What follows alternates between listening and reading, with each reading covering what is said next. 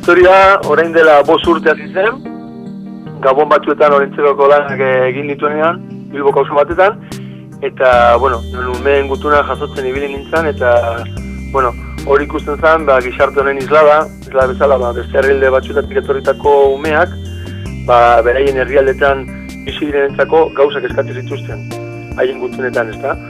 Eta gutun askoren helbidean haien herrialdekoa zen, Moroko, Senegal, Kolombia adibidez. Eta, bueno, orduan bururatu zitzaidan, Olentzeroa mundutik zehar bidaiatu behar zuela, ezta? Eta, bueno, hasi nintzen ipuin antzeko bat idazten, eta hor, bueno, protagonista Olentzeroen biloba zen. Mundutik zehar bidaiatzen zuela, Euskal Herrian bizi diren umeak, zein beraien familia, urrun bizi direnentzako, opariak eramaten zituela. Lehenengo etapan hori, Afrikan egon ginen, Moroko eta Senegalen, Moroko, Mauritania eta Senegal. Gero bigarren etapan, egon nintzen Eta Amerikan. Mexiko, Guatemala, Honduras eta Nicaraguan. Gero Filipinasen bebai egon ginen, eta gero Melillan, eta urten egon gara Saharako errefuxiatuen kanpamenduetan.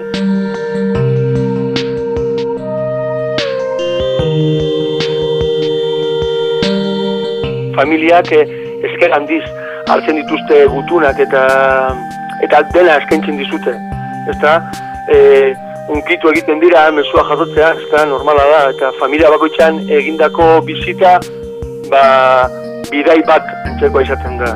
Oso berezia da familia bateri gutun bat ematea, jakinda ilusio handiarekin jasoko dutela, ezta?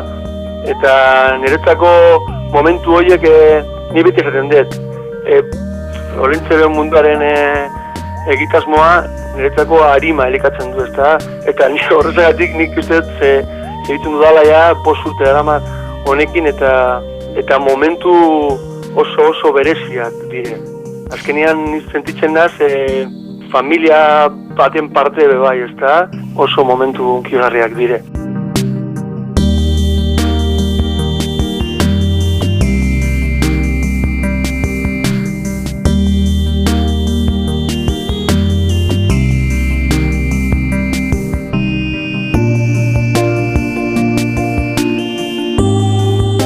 Ezken finean denok dekogu aurriritziak, ezta?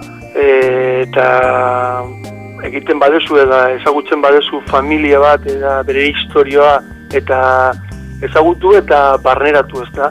Eta bere bizitzaren ideiak eta bere bizitzaren nola sentitzen du, bere sentimenduak entzuterakoan dena aldatzen da. Aurriritziak jausten dira, ez da geratzen ezer.